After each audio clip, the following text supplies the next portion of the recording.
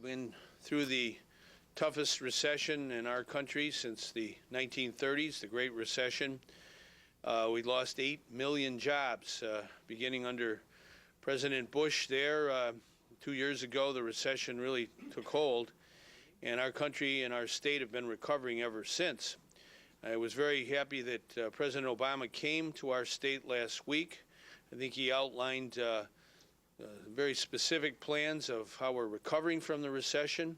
Our state has created, since the beginning of this year, 60,000 jobs, new jobs, more than any other Midwestern state.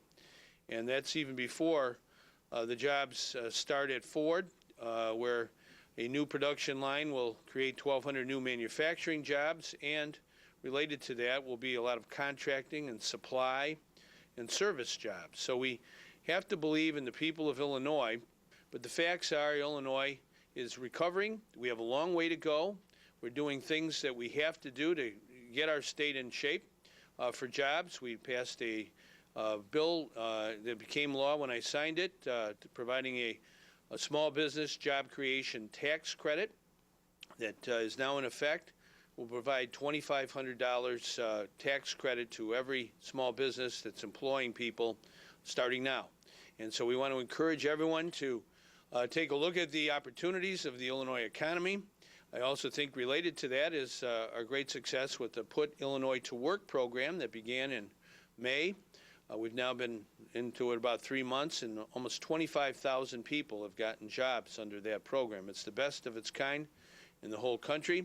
We got money from Washington, thanks to President Obama, and we've used that money to employ people in the state of Illinois. Now, having said that, our state has gone through a very tough recession, and we don't want people who have battled that recession, who are living from check to check every month, to be harmed when it comes to getting employed.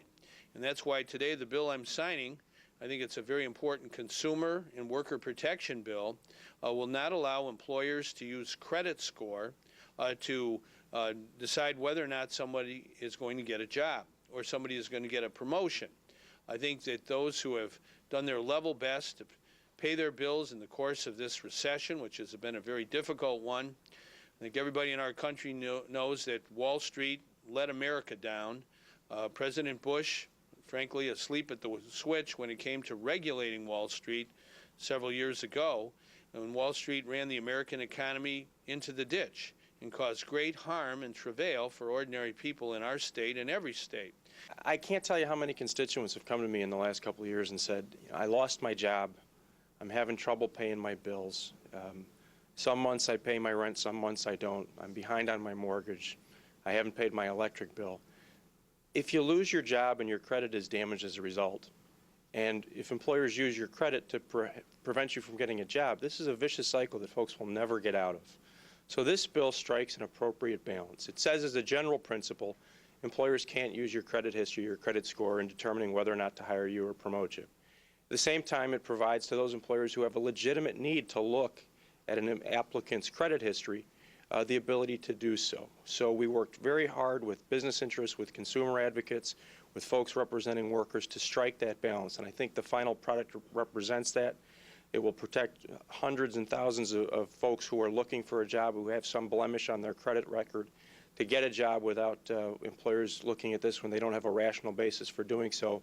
But we'll still be able to protect those employers who have a need to protect confidential information for the folks that they do business with. So we cannot allow folks who are doing their level best to be discriminated against with respect to getting a job or keeping a job.